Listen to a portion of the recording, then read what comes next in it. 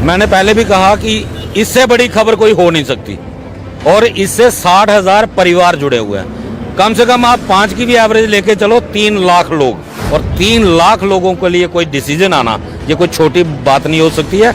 आप इसकी सेलिब्रेशन ही देख लेना, जब अगर कभी ऐसा मौका मिला तो आप खुद देखोगे कि जम्मू के अंदर क्या हासिल किया है उमर अब्दुल्ला सरकार ने। हिंदुस्तान के संविधान में लिखा हुआ है, हर महीने की 7 तारीख को अगर आप वर्कर को वेजेस नहीं देते, 8 तारीख को आप पर FIR दर्ज हो सकती है क्रिमिनल केस के अंदर, क्रिमिनल एक्ट के अंदर। लेकिन यहाँ कानून को पूछने वाला कोई नहीं था।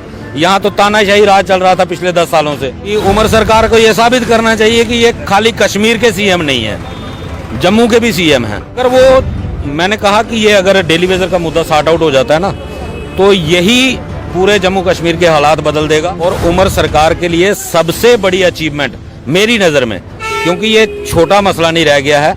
ये पहले तो छोटा मसला था 2014 तक, लेकिन 2014 के बाद इसको पता नहीं क्या क्या नाम दिए गए, इसको इतना बड़ा बनाया गया कि वो डेली वेजर, वो ये बहुत बड़ा मसला। क्या भाई, कौन सा मसला है? कैबिनेट सब कमेटी की ऑलरेडी रिपोर्ट बनी हुई है, 3 फेज में हम इनको रेगुलराइज करेंगे, और पहले भी डेली वेजर रेगुलराइज हुए हैं। 60,000 डेली वेजर पहले भी रेगुलराइज हो चुका है। ये कोई नई बात तो थी नहीं, लेकिन किसी ने कहा ये बैकडोर है, किसी ने कहा ये पाप की घंटी है, किसी ने कहा ये नासूर हैं, किसी ने कहा हमें दहेज में मिले हुए हैं। अलग अलग नाम दिए गए सिर्फ इस मुद्दे को बड़ा बनाने के लिए।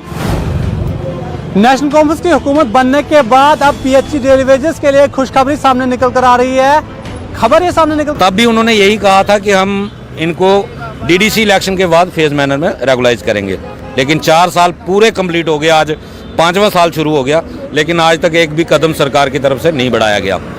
आज सुनने में आ रहा है, और बहुत सारे MLAs जो हैं, जैसे प्यारेलाल शर्मा जी हैं, महराज मलिक जी हैं, उन्होंने डेली वेजर का मुद्दा उठाया। कल तनवीर सादिक जी का मैं बयान सुन रहा था कि हम बहुत जल्दी इनको रेगुलराइज करेंगे।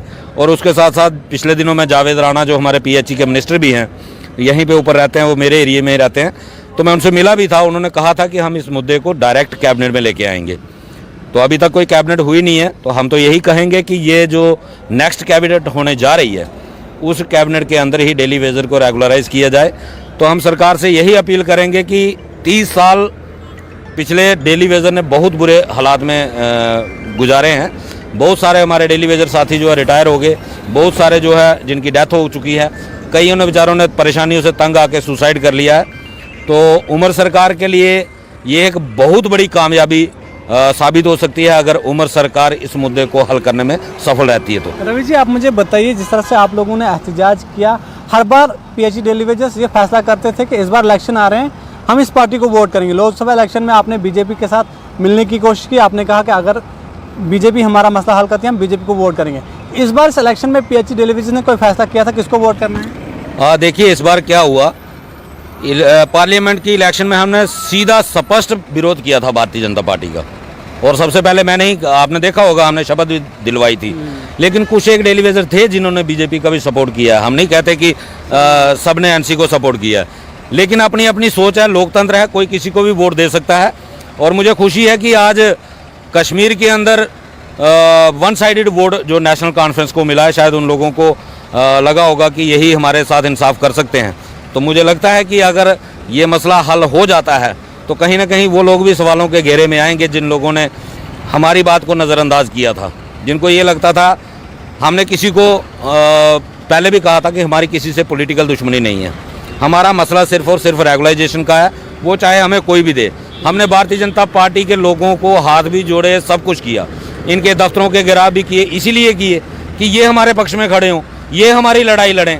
इनको मेमोरेंडम भी दिए, इन्होंने कमेटियां भी बनाई, लेकिन हमें रिजल्ट कुछ नहीं मिला। लेकिन ये जो कहा जाता था कि ये लीडरशिप जो है वो कश्मीर के लोगों का भला करेगी, कश्मीर के लोगों के लिए ज़्यादा बेहतर सोचेगी, अब अगर NC हुकूमत जम्मू के लोगों के लिए भी बेहतर सोचे तो आप उन लोगों को क्या जवाब देंगे? देखिए, मैं तो यही कहूँगा इसमें कि उमर सरकार को ये साबित करना चाहिए कि ये खाली कश्मीर के CM नहीं है, जम्मू के भी CM हैं।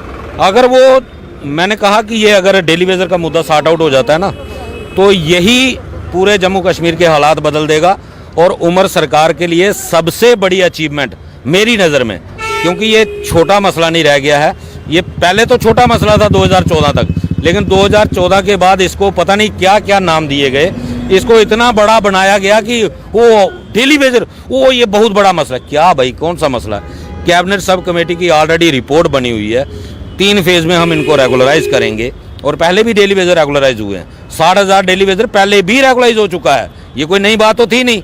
लेकिन किसी ने कहा ये बैकडोर है, किसी ने कहा ये पाप की घंटी है, किसी ने कहा ये नासूर हैं, किसी ने कहा हमें दहेज में मिले हुए हैं। अलग अलग नाम दिए गए सिर्फ इस मुद्दे को बड़ा बनाने के लिए। तो अगर ये उमर अब्दुल्ला जी इसको करने में कामयाब हो जाते हैं तो खाली कश्मीर के डेली वेजर नहीं है, कश्मीर में डेली वेजर आज कम है, जम्मू में डेली वेजर ज़्यादा है। जम्मू में 40,000 के आसपास है और कश्मीर में 20 के आसपास है।